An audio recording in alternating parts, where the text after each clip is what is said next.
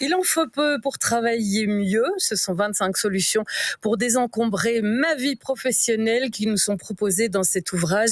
Et on est ravis de recevoir dans notre émission aujourd'hui Yoneko Nurtantio et Gwenny Nurtantio. Bonjour à toutes les deux. Bonjour Véronique. Avec une affaire de famille, puisque la troisième co-autrice de cet ouvrage, c'est Marie-Louise Bruyère, votre maman. Et d'ailleurs, votre ASBL Nurtantio Project, c'est une affaire de famille où on rajoute en plus papa, qui vient aussi mettre son grain de sel. Une association que vous avez créée finalement dans le but de proposer toute une série de clés, d'éléments, de boîtes à outils sur finalement des préoccupations qu'on a tous dans notre vie. On se souvient, Yoneko, que vous êtes venu 2 fois déjà dans l'émission pour nous parler notamment de ces ouvrages Zéro Gaspi, avec aussi la patte de votre sœur derrière, puisqu'on a parlé recettes aussi, et que c'est vous la cuisinière, Gwenny, dans la famille. Photographe. Oui, et photographe en plus. Et donc, on parle aussi avec vous, évidemment, ici. Alors, c'est pas du coaching, je trouve. C'est vraiment du bon sens pour la plupart du temps, et c'est des choses qu'on a peut-être tendance à oublier quand on travaille, que sont ces 25 clés, ces 25 solutions pour nous aider à mieux organiser notre vie. Avec cet ouvrage qui s'adresse, dans un premier temps, peut-être à des gens qui vont entrer sur le marché du travail. Mais alors, franchement, moi qui suis sur le marché du travail depuis un certain temps, ça me sert aussi, et j'ai trouvé de bonnes choses. Comment vous est venue l'idée de cet ouvrage, vous qui avez tout au long de votre vie une organisation plutôt carrée, parfaite, grâce à vos parents? Mais c'est vraiment venu d'une question qu'on nous pose très régulièrement, à savoir comment est-ce que vous vous en sortez pour faire tout ça? Parce que effectivement, à part travailler à temps plein, sur les dernières années, on a publié 5 livres, on a créé une application mobile, on a mis sur pied un programme d'activation sociale. Enfin, même sur une année de temps, c'est impressionnant quand on regarde le chemin parcouru, ce qui a été fait, et cette question, comment est-ce que vous faites pour vous organiser? Bien, c'est de là qu'on a décliné cette méthode pour arriver à travailler en étant vif et relax comme un chat. On parle de la méthode Kuching. Kuching, c'est le mot chat en indonésien. Et le but, justement, c'est de retrouver cet équilibre dans nos activités professionnelles. Avec en filigrane aussi toujours l'idée de pouvoir rester dans une forme de sérénité malgré tout, et qu'on puisse faire face aux obstacles avec cette sérénité, parce que obstacles il y aura bien sûr, ça vous ne le niez pas, mais la possibilité de pouvoir travailler, d'avoir des solutions concrètes dans le travail, et pas uniquement, parce qu'il y a plein de choses qui peuvent servir dans la vie aussi finalement. Oui. On l'a construit comme un guide de survie en entreprise. Moi, j'ai changé une 12aine de fois d'employeur, et donc je me suis dit que j'allais plutôt écrire les conseils que j'aurais aimé recevoir avant de commencer à travailler, mais il n'est jamais trop tard. Mais globalement, ce dont on s'est rendu compte, c'est qu'il n'y a pas de méthode ou de recette miracle ou une app magique qu'on peut utiliser pour être bien organisé. La première étape, c'est vraiment de trouver son propre mode d'emploi. Apprendre à se connaître, en fait. Dans quel contexte est-ce que j'évolue? Quelles sont mes propres injonctions? Quels sont mes drivers psychologiques? Comment est-ce que j'interagis avec les autres? Et tout ça, en fait, c'est la première étape pour gagner du temps, c'est de faire d'abord un travail de fond en psychologie. Et de pouvoir, une fois ce travail fait, trouver des pistes de réflexion. Parce que c'est pas des solutions toutes faites. Ce sont vraiment des réflexions qu'on doit éventuellement avoir, ou des mécanismes de réflexion qu'on doit avoir dans des cadres particuliers. Et c'est pour ça aussi que le livre est structuré. Donc, le livre, il en faut peu pour travailler mieux. Il est structuré en 25 chapitres qui sont formulés comme 25 questions. Justement pour entrer dans cette dynamique et comprendre la portée que ça a une fois qu'on arrive à prendre de la hauteur sur cette situation, en disant, mais en fait, ce qui est en train de se jouer dans la dynamique avec mes collègues, ou bien ce qui se passe ici, eh bien, c'est dû à telle et telle clé que je peux aller chercher dans le livre. C'est hyper précieux pour se dire, OK, je prends du recul et j'arrive du coup à prendre des solutions qui sont applicables à ma situation. Et ce qui nous choque en fait profondément, c'est de nous rendre compte qu'en Belgique, sur 5 ans, on a une augmentation de 46% des cas de burn-out et de maladies de longue durée. C'est juste énorme, et donc c'est se rendre compte que cette situation relève de l'urgence en fait, que dans nos espaces de travail, il y a énormément de personnes qui sont dans cette détresse psychologique ou qui sont sur le bord, et c'est par rapport à ça qu'on veut réagir en donnant les pistes qui nous ont aidés et qui nous aident au quotidien. D'ailleurs, ça me permet de préciser que dans Il en faut peu pour travailler mieux, il n'y a pas d'idée de performance dans travailler mieux. C'est une idée plutôt de travailler en restant en bonne santé. D'ailleurs, vous avez un chapitre très drôle sur ne pas mourir. Comment ne pas mourir dans le travail. Et je trouve ça, et ça reflète assez bien finalement l'esprit du livre. C'est travailler mieux pour être bien avec soi-même et pour être épanoui sans en faire non plus trop. Parce que dans le chapitrage aussi, vous proposez plein de réflexions sur l'organisation de sa journée, de son travail et au sein de son travail, comment aussi on peut améliorer cette idée de travailler mieux en travaillant avec les autres et en créant des équipes.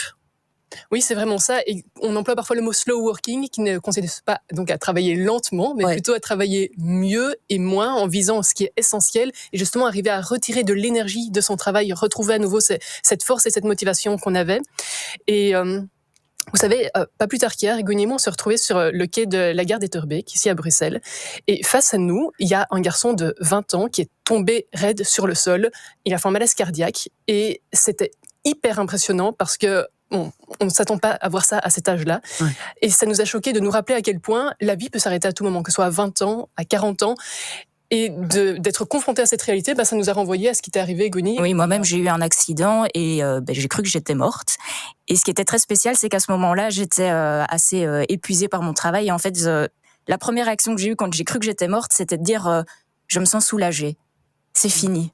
Ça m'a fait du bien. Et je me dis, si vous aussi, rien qu'à l'idée de vous dire, voilà, si je meurs maintenant, je suis soulagée, c'est le moment où il faut changer un paramètre, voire plusieurs paramètres, et faire un travail justement pour vous dire, ok, il y a des choses que je dois changer dans ma vie. Mais si vous vous sentez maintenant en détresse, faut faire du préventif et pas attendre d'être complètement brûlé, en burn-out. Oui, et c'est pour ça qu'on veut vraiment travailler sur cet aspect en disant, regardons en amont ce qui pose problème, n'attendons pas d'être dans ces cas limites pour arriver à faire les réajustements qui s'imposent et justement de se dire, parfois on parle de dire, tiens, on va ajouter des activités qui nous font du bien, ce qu'on appelle un peu les activités vertes, on va méditer, on va se promener, etc. Mais c'est que de la compensation. C'est ça. Alors que nous, ce qu'on propose aussi, c'est d'aller regarder dans le rouge les choses qui nous mangent de l'énergie, les choses qui nous consument de l'intérieur aussi, pour aller travailler là-dessus. Et quand on parle de désencombrement, c'est bien ça la clé, c'est de se dire, on va aller rechercher justement ces briques qui sont néfastes et dont on peut diminuer le volume en tout cas dans nos vies. Oui, parce que je disais, ça m'avait fait sourire, le chapitre Comment ne pas mourir, mais ce que vous nous rappelez dans ce chapitre, c'est finalement que le travail ne doit pas prendre le pas sur le reste et que un des éléments dont il faut absolument tenir toujours compte dans sa vie professionnelle, c'est sa santé et ne pas mettre sa santé ni en péril, ni en jeu, ni la fragiliser. Et quand vous commencez votre ouvrage en disant comment choisir un emploi, comment choisir mon emploi, vous dites on choisit son emploi d'abord en fonction de ce qu'il va nous permettre de faire en termes de survie, donc de salaire, est-ce que je vais être bien payé, etc. Et puis tout au long du livre, vous tricotez sur le fait que il y a tellement de choses derrière que oui, c'est un élément, mais ça ne peut pas être l'élément unique ou majeur de son choix professionnel et du fait qu'on s'implique dans son travail. On parle beaucoup de la méthode Ikigai dans le livre, qui est le mot japonais pour dire mission de vie. Et donc, c'est à ce moment-là qu'on va pouvoir réfléchir à, en fait, qu'est-ce que j'aime faire, en quoi suis-je douée, pourquoi puis-je être payée et de quoi le monde a besoin. On a fait cet exercice avec un dealer qui sortait de prison. Et il m'a dit, avant, je gagnais 3 000 € par jour. Ouais. Et donc, il faut se retrouver maintenant, on va faire un planning de vie et on a trouvé ensemble un projet. Donc, il va créer une ASBL pour des jeunes et donc, ça va être un studio d'enregistrement justement pour les jeunes de son quartier. Et donc là, on a un changement complètement radical. Là, on passe du commerce, on va dire, à l'associatif. Et c'est vrai que là, on voit qu'il y a une grande différence. Après, c'est sûr que quand on a trouvé son Ikigai et qu'on sait qu'il y a un projet qu'on a très envie de faire, mais parfois la situation financière ne le permet pas, c'est déjà de se demander, tiens, comment je pourrais faire pour faire peut-être déjà 10% de ma semaine qui soit dédiée à ce projet. Comment je peux déjà ajouter un peu de kiff dans ma journée. Et le kiff, c'est aussi les collègues, parce que vous parlez souvent, il y a un chapitre et puis ça revient régulièrement, de ces liens qu'on a avec nos collègues et de ces liens qu'on construit avec eux, comment améliorer ces liens, comment aussi parfois mettre de la distance, parce que ça reste aussi un élément nécessaire de parfois mettre de la distance avec les gens que l'on fréquente au travail, mais on voit que l'ensemble de sa vie professionnelle se construit jamais seul, c'est toujours avec une communauté finalement. C'est un élément qui nous semblait très important à mettre en avant dans le livre. Donc, il y a 4 cadrans sur lesquels on va travailler, qui sont d'abord le pilier de moi-même. Oui. Donc, je citais à l'instant cet exemple du garçon qui s'est effondré devant nous. Quand on est face à une situation de secouriste, on doit commencer par vérifier sa propre sécurité. Et pareil, dans le milieu du travail, réemployer cette métaphore pour se dire, en fait, je n'interviens pas si ma propre sécurité n'est pas assurée. C'est la ligne de base d'où on part pour construire ce livre.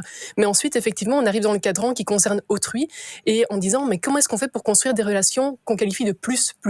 Et donc, pas quelque chose qui soit de l'ordre de la domination ou bien de l'écrasement en se disant, ah, je suis pas légitime et l'autre est tellement bien, ou bien, voilà, se dire, on est là en tant que collègue pour travailler vers un projet commun et comment est-ce qu'on fait pour comprendre quels sont typiquement les jeux dramatiques, les mécanismes psychologiques qui sont à l'œuvre. C'est pour ça que dans Il en faut peu pour travailler mieux, on repasse un peu sur ces grandes notions en psychologie pour aider à dire, en fait, on démine le terrain par rapport à ça.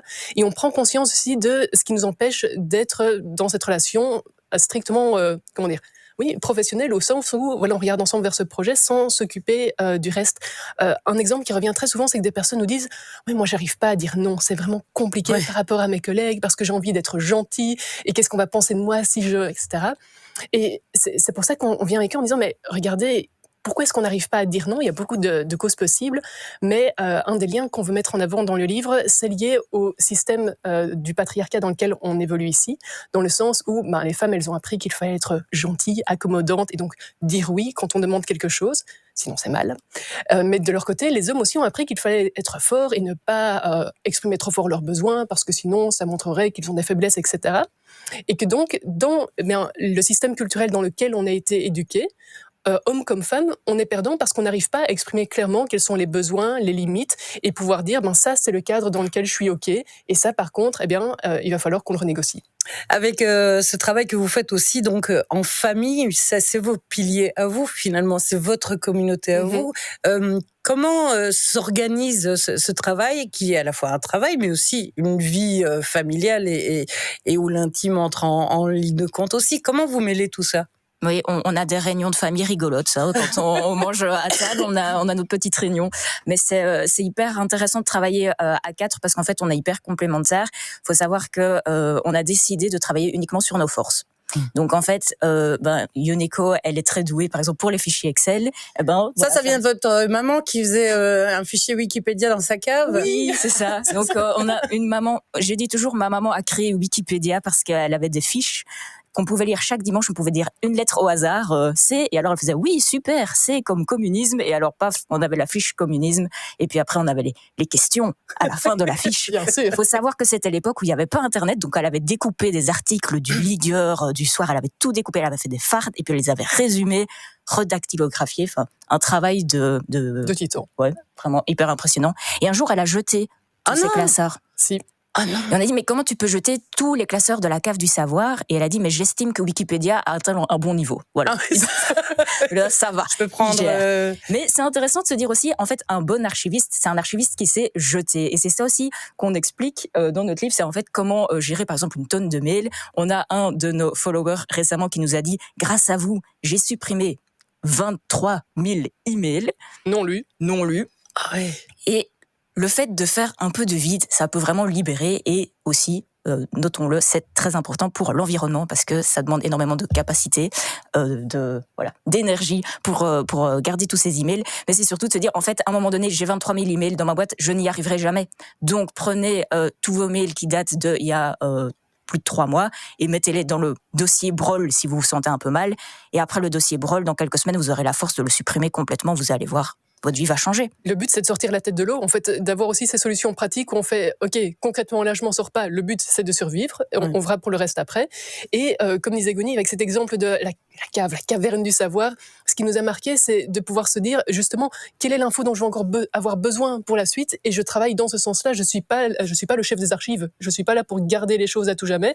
Beaucoup de personnes me disent aussi, oui, mais j'ose pas jeter les emails, etc., parce que j'ai peur d'être pris en défaut. Non, en fait, ce qui est important, c'est on avance, on garde l'info dont on a besoin, et avec ça, on verra encore pour après se justifier. C'est pas à ça que doit être consacré l'essentiel de l'énergie non plus. J'en profite pour dire aux auditeurs que si on ne répond pas à tous les mails, c'est qu'on n'a juste pas le temps. Et qu'on a choisi. Donc ne vous vexez pas. On les lit, mais on n'a pas forcément le temps d'y répondre. Avec toute une série d'éléments que vous mettez en avant, comment ne pas se faire des amis, comment sortir vivant d'une journée de réunion. Alors ça, à mon avis, ça doit certainement en parler à plus soudain, comment prendre une bonne décision, comment arrêter d'être débordé. Suis-je fait pour le slow living? Comment l'ennui nous sauvera? J'aime beaucoup celui-là aussi parce que au fond, ça vous puisez. Alors, au début, vous parlez de votre vie et de la manière dont vous avez grandi, et je trouve ça a tout son sens dans la manière dont vous nous expliquez le reste après, puisque vos parents avaient fait un choix radical, pas de télévision, pas d'internet, pas de voiture, et alors pour autant vous n'étiez pas du tout enfermés, parce que dès qu'il y avait l'occasion, c'était les voyages et vous partiez à travers le monde pour découvrir le monde, les cultures, l'observation, etc. Où c'était aussi hyper bien organisé, où là aussi votre maman elle avait un tableau Excel. C'est étonnant, n'est-ce pas? C'est étonnant. Mais en même temps, ce choix, il l'avait fait aussi pour que vous puissiez toujours rester créatif, d'avoir toujours quelque chose à gérer, à créer, à imaginer, à mettre sur pied, etc. Et tout se retrouve là-dedans, finalement. Oui, il y a vraiment cette dynamique où, en fait, très souvent, on va écrire les livres ou créer les outils dont on a nous-mêmes besoin, ou bien les questions qu'on s'est soi-même posées. Ouais. Donc typiquement, avant, on a publié Zéro Gaspi, et puis ce livre de recettes Just Keep It avec les recettes Zéro Gaspi, puis on a créé l'application mobile Just Keep It qui correspond à ça, en disant, mais en fait, nous, c'est des questions qu'on s'est posées. Comment est-ce qu'on fait pour avoir une alimentation de qualité, sans gaspillage, de saison? Enfin, cette question qui prend la tête à tellement de Belges le soir en disant, mais qu'est-ce que je vais manger aujourd'hui? Ouais. Et parce qu'on a voilà, tellement de critères à prendre en compte, on dit, mais en fait, on va prendre le temps de réfléchir à ça une fois pour toutes, on va le régler, et puis on le partage. Et de la même façon, ici, eh bien, sur ce livre, Il en faut peu pour travailler mieux, c'était de se dire, ben, en fait, sur la façon de gérer le relationnel, les tâches au travail, etc., il y a des clés dont on a besoin. Gwynny parlait du travail psychologique à faire aussi pour connaître son propre mode d'emploi, mais quelle révélation ça a été pour nous de faire ces tests et de comprendre comment on fonctionne. On a épargné des années de vie, en fait. C'est impressionnant de comprendre aussi tous les conflits qu'on peut éviter avec les collègues par rapport à ça. Enfin, de se dire, on est là pour aussi passer du temps chouette au travail et d'avoir vraiment des projets qui nous portent avec ça. Donc, c'est ce partage, vraiment, c'est pour ça, vous le disiez au début aussi, avec notre SBL familiale, c'est la vie se mêle à la vie de la SBL, globalement, parce que c'est ces outils qu'on développe, d'abord nous, par curiosité, qui font qu'on dit, mais ça, on peut pas garder ça secret. Ce qui est bien, c'est que vous ne vous interdisez rien dans l'aventure, et ça, c'est chouette. Donc, je suis sûre qu'on se reverra d'ici 1 an ou 2 avec encore d'autres... Volontiers. De toute façon, il y a des choses en stock. D'autres piliers à venir nous expliquer et exprimer ici, soit effectivement sur les réseaux sociaux, puisqu'on retrouve Nurtantio Project sur les réseaux sociaux, Instagram, Facebook et autres, ou bien dans cet ouvrage, Il en faut peu pour travailler mieux, que vous co-signez avec Marie-Louise Bruyère. Et puis un prolongement sur le site coachingorganisation.com également, coachorganisation.com, sur lequel on peut aussi retrouver tout ce que vous faites, parce que vous donnez aussi des conférences, des ateliers, vous animez plein de choses. Donc voilà, c'est un programme bien complet que l'on peut se faire avec vous.